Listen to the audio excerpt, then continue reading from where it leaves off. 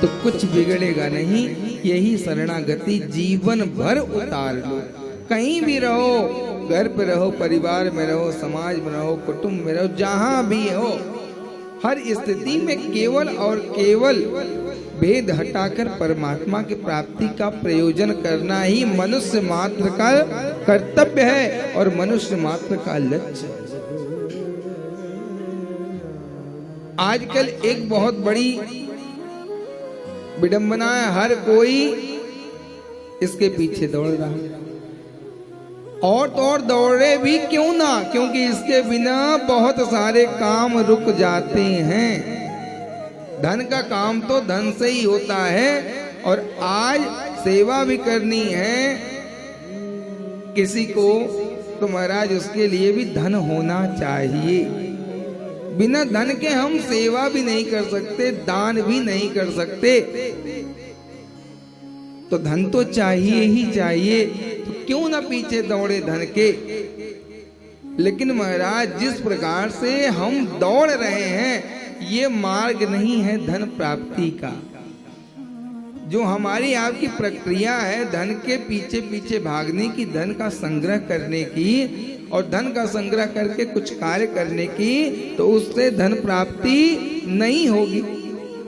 कौन कौन चाहता है धन प्राप्त करने का सही मार्ग? हाथ उठाओ तब बता देंगे, लिख लेना। बड़े साधारण रूप से हर किसी को चाहिए महाराज, किसको धन नहीं चाहिए।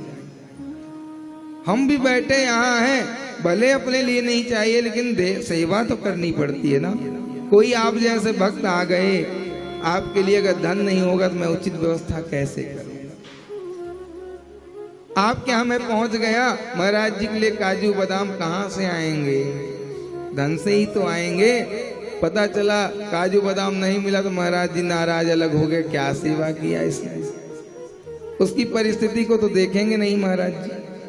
तो इसलिए धन की चाह अच्छी बात है, लेकिन धन के चाह के बाद धन की वास्तविक परिभाषा जो है, धन का जो प्रयोजन होना चाहिए, वो केवल और केवल परमात्मा के परमार्थ में खर्च करने का।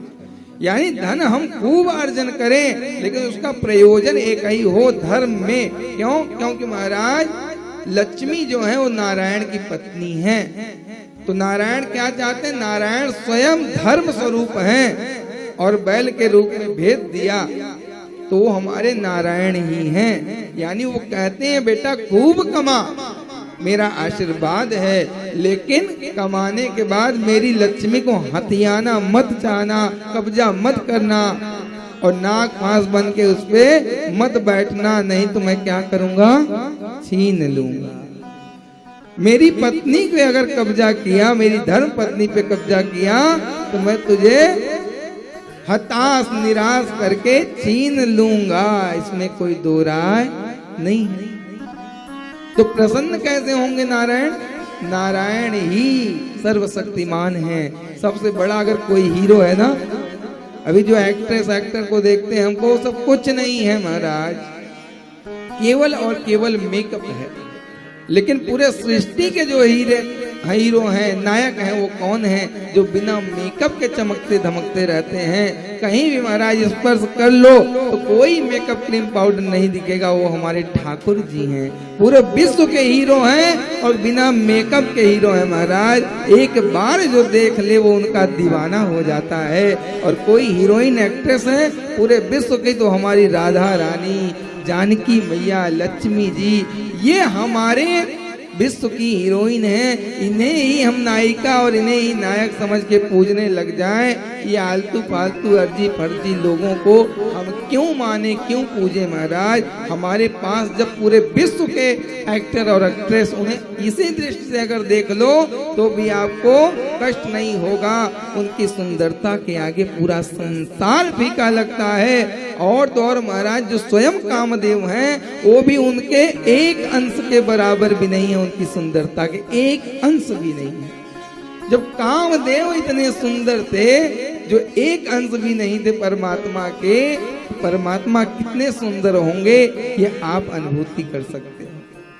तो कहने का तात्पर्य, पूरे विश्व का हीरो कोई है तो हमारा परम पिता परमेश्वर श्री कृष्ण कन्हैया लाल, राम जी, जानकी मैया, राधा रानी सरकार। तो हमें उन्हीं को अपना आराध्य, उन्हीं को अपना सब कुछ मान करके, उन्हीं को अपना आइडियल मान करके कभी भी महाराज अपने जीवन में किसी गलत व्यक्ति को आइडियल नहीं बनाना चाहिए। पहले के लोग क्या होते थे, अपना आइडियल राम जी को मानते थे, कृष्ण जी को मानते थे, स्त्रियां राधा रानी को, जानकी को। और थोड़ा समय बीतता गया तो लोग विवेकानंद को अपना आइडियल मानने लगे। वो बहुत अच्छी बात है, जो वास्तव में सत्य है उसे ही अपना आइडियल मानना चाहिए और उसी के पद चिन्हों पे चलने का कार्य करना चाहिए। जो समाज को बिगाड़ने का कार्य कर रहे हैं उन्हें हम अगर आइडियल मान लिए, उन्हें उनके पद चिन्हों पे चलने लग गए तो वो तो बिगड़ ही रहे हैं और हम भी बिगड़ जाएंगे, इसमें कोई दो राय नहीं है। क्योंकि सामने जैसे हम व्यक्ति को पसंद कर रहे हैं वैसी हमारी बुद्धि और चित्त हो जाएगी। और जब संतों का संग होगा, संतों का सानिध्य होगा तो हमारा बिगड़ा जीवन भी बन जाएगा और महाराज परमात्मा के चरणों में लग के जीवन तर जाएगा। ये बिल्कुल सही बात है। बोलो बांके बिहारी लाल। तो आप लोगों को धन चाहिए, एक बार फिर से बोल दो, मन करे तो एक बार बता दूं कुछ उपाय है। हाथ उठाओ महाराज, चाहिए कि नहीं चाहिए? मुझे तो चाहिए भाई, क्योंकि बिना धन के कोई सेवा होने वाली नहीं है। तो देखो किस प्रकार से धन आपके घर में स्थिर हो सकता है। ये बहुत अच्छा उपाय है। कोई तंत्र विद्या नहीं है, कोई मंत्र विद्या नहीं है, केवल और केवल परमात्मा के विधान की विद्या है। घर में हमेशा सदैव धन बना रहे, इसका एक बहुत सरल फार्मूला है।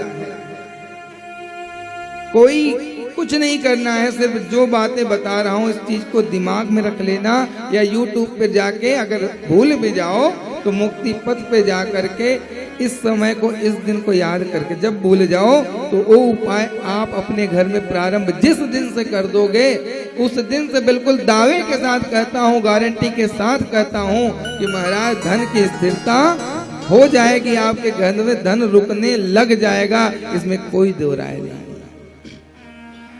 तो कैसे रुकेगा महाराज? शास्त्र क्या कहता है? मूर्खा यत्र न पूज्यन्ते धात्रम यत्र सुसज्जितम और दाम्पत्यो कलहो नास्ति तत्र श्री स्वयं मांगता। कहने का तात्पर्य क्या कहते हैं शास्त्र? जिनके घर में धन स्थिर करना है कि धन की लक्ष्मी वहां स्वयं आ जाती हैं जहां मूर्खों का सम्मान नहीं होता और जहां अनाज का भंडारण अच्छे से होता है और जहां महाराज पति पत्नी में कलह नहीं होता।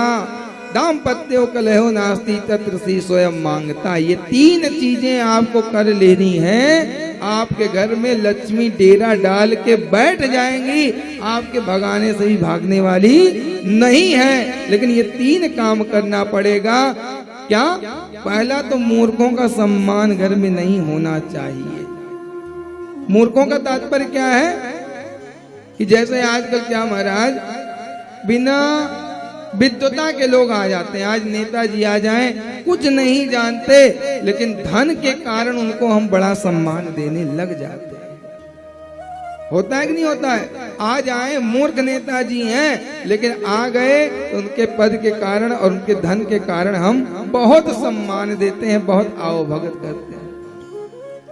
तो जिस घर में मूर्खों का सम्मान नहीं होगा, जिस घर में अनाज जो अन्य होता है उसका भंडार रख रखाव ठीक होगा, और जिस घर में पति पत्नी में प्रायः कलह नहीं होगी, नोक झोंक तो होगी, नोक झोंक के बिना आपका जीवन नीरस हो जाएगा।